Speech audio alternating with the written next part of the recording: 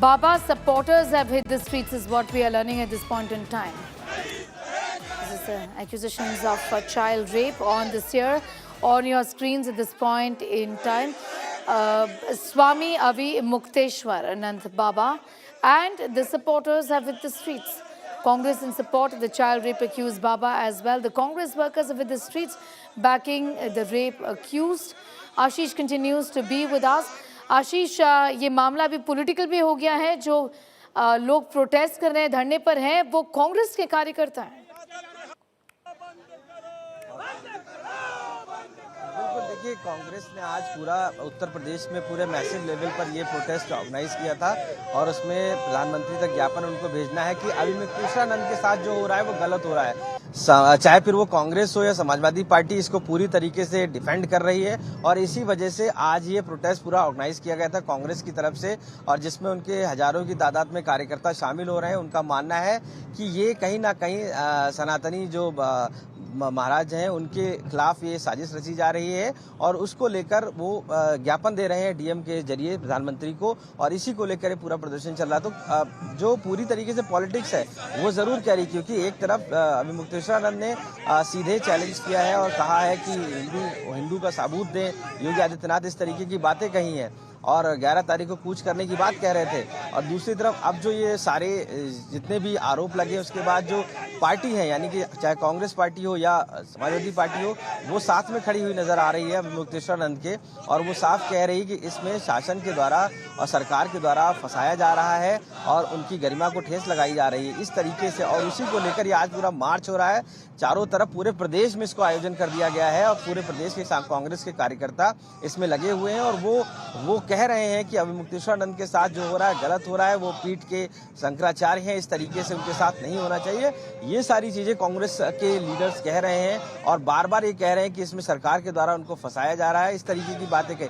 तो कहीं ना कहीं अपोजिशन पूरी तरीके से जो उत्तर प्रदेश में हो, चाहे वो कांग्रेस का हो या समाजवादी पार्टी का हो, वो साथ में खड़ा हुआ नजर आ रहा है और वो पूरी तरीके से डिफेंड भी कर रहे हैं और सरकार पे सवाल खड़े कर रहे हैं, क्योंकि कहीं ना कहीं सरकार इसमें गिरती नजर आ रही है, ऐसा उनका मानना है अपोजिशन का। इसी वजह से वो लगातार इसको लेकर अटैकिंग मोड में आ गए हैं और आज ये प्रदर्शन जो साबित करता है कि वो किस हद तक अपोजिशन आगे बढ़कर अभी मुक्तेश्वरानंद के साथ में खड़ा हुआ है और खड़े होने के बाद यहाँ प्रदर्शन तक बात पहुंच गई। हालांकि पुलिस उनको रोकने की कोशिश करती है क्योंकि वो डीएम तक जाने की बात कहते हैं, वहां से अपने प्रधानमंत्री को ज्ञापन सौंपेंगे और उसके बाद ये मांग करेंगे कि ये कहीं ना कहीं ये सारी साजिशें रुकनी चाहिए उनके मुताबिक जो साजिशें हैं। लेकिन पूरा मामला चूंकि ट्रांसपेरेंट एक तरीके से है, किसी ने आरोप लगाया है बटुकों ने और यौन शोषण का, अब यौन शोषण की जांच चल रही, कोर्ट में मामला पूरा जा रहा है, कोर्ट डिसाइड करेगा कि अभी मुक्तेश्वरानंद साफ है कि गलत है। तो ये सारी चीजें, बट पॉलिटिक्स उत्तर प्रदेश में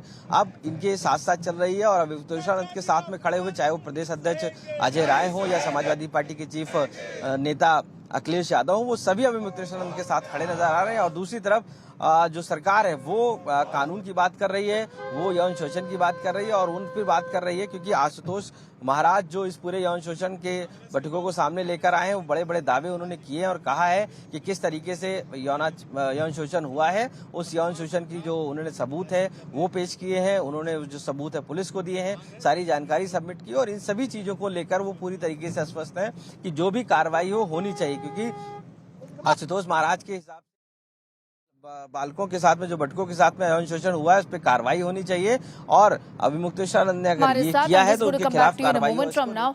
Ashish getting in those details. He also in fact spoke with the victims in this case, the alleged victims, listening to what they've had to say about what the allegations are and about the secrecy at the ashram. Listening. अभी मुक्तेश्वरानंद जब आते थे वहाँ पर, तब वो किस तरीके से मिलते थे, ऊपर जाते थे, क्या एक्टिविटी रहती थी? क्योंकि जब तक मैं वहाँ रही हूँ तब तक अभी मुक्तेश्वरा जी नहीं आए, मैंने इन्हें कभी भी सामने आमने इनसे मेरी बातचीत नहीं हुई है।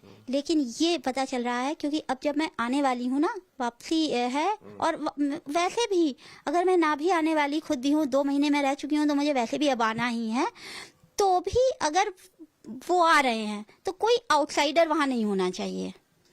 है ना, ये है। तो अब ये भी एक हैरान करने वाली बात बता रही हूँ ना मैं, 70 साल से हमारे परिवार के उनके रिलेशन है, हमने 70 साल में यहाँ पर कोई अलाउड नहीं था इनके। इतने सीक्रेट्स हैं इनके, अब आप ही बताइए, आप कह रहे हैं आपने लिफ्ट नहीं देखी। हाँ, लिफ्ट मैंने भी नहीं देखी थी पहले, जब मैं गई थी, जब इधर आने जाने का, बस यहाँ खाना खाइए, यहाँ जाइए, यहाँ से चले जाइए, है ना। तो लिफ्ट वो तो वहाँ रहते रह जाओ लंबा समय तक और थोड़े से जिज्ञासु हो तब आप देख पाओगे, लिफ्ट दिखाई नहीं देती है, वो दाहिने हाथ के कोने में एकदम लास्ट कॉर्नर पर है। अच्छा, और ऊपर क्या क्या आपने देखा उस दौरान? स्विमिंग पूल का हॉल है या किसी के रहने का? हाँ, सबके रहने के, मैंने आपको उनके रहने का बता ही दिया, सबके अपने अपने हॉल है और वो बहुत सीक्रेट्स हैं, वो बहुत सेपरेट हैं, वो आम बाहर के लोगों से बिल्कुल अलग हैं, वो दुनिया ही अलग है। उसमें कौन सखी लोग रहती थी, कौन रहता था? हाँ, सखी जी उनमें रहती हैं, उन्होंने खुद ही बताया मैं उनकी सखी हूँ, वही रहती हैं और मालकिन हैं, और वो दान वही देंगी, दक्षिणा वही देंगी, साड़ी बांटती हैं, जैसे वही नहीं, जैसे किसी की माँ हो।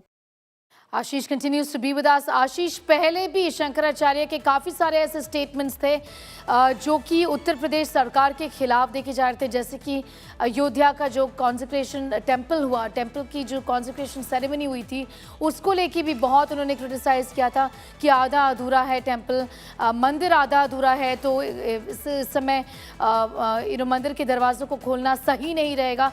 इसके अलावा भी ऐसे कई सारे बयान थे जिससे उत्तर प्रदेश की सरकार बहुत ही अपसेट थी। बिल्कुल, देखिए इससे पहले भी जो कह सकते हैं कि अभी मुक्तेश्वरानंद बोलते रहे हैं और लगातार उन्होंने मंदिर के मुद्दे को उठाया था।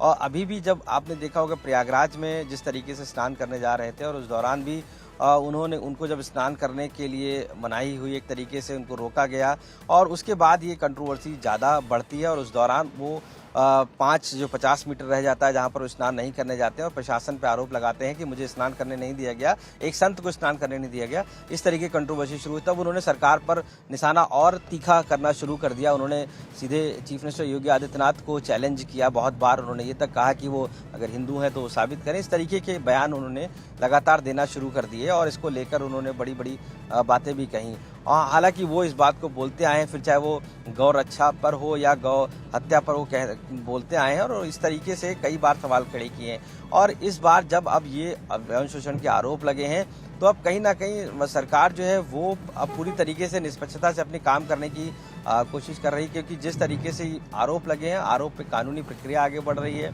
उसमें जो सबूत आ रहे हैं वो उसको दर्ज किया जा रहा है, साथ साथ जो स्टेटमेंट है वो किए गए हैं। लेकिन जो कह सकते हैं अभी मुक्तेश्वरानंद वो इस तरीके से बोलते रहे कि उनके खिलाफ साजिश हो रही है, वो लगातार सरकार को टारगेट करते रहे हैं और इससे पहले भी चीफ मिनिस्टर योगी आदित्यनाथ को उन्होंने कई बार कहा है। और जबकि चीफ मिनिस्टर योगी आदित्यनाथ ने सदन में खड़े होकर ये बात कही कि जो संत होते हैं, जो महात्मा होते हैं, शंकराचार्य होते हैं, उनके मर्यादित रहते हैं, वो इस तरीके से नहीं व्यवहार करते हैं जैसा अभी मुक्तेश्वरानंद कर रहे हैं। और इस बात को लेकर भी उन्होंने सदन में कहा था। तो ये सारी बातें जब वो कह रहे हैं खड़े होकर, तो एक तरीके से ये एक तरीके से साबित करने वाली बात होगी। एक तरफ अभी मुक्तेश्वरानंद कह रहे हैं कि ये चीज़ साबित करे सरकार, और सरकार उनको पूरी तरीके से गलत ठहरा रही है कि जो भी उन्होंने एक्ट प्रयागराज में किया वो किसी संत महात्मा का एक्ट नहीं है, वो एक राजनीतिक प्रभावित एक्ट लगता है और इसके पीछे क्या है उसकी भी कहीं ना कहीं इंस्पेक्ट होना चाहिए। तो ये सारी चीजें तो बैक टू बैक चल रही थी और उसी बीच में अब ये जो यौन शोषण का मामला context, Ashish, these allegations have been made amid charges that there have been serious concerns about what really is happening in the ashram, charges of child rape as well. This year his defense has said that this is a conspiracy. Ashish getting in those details, and I want to thank you for the moment.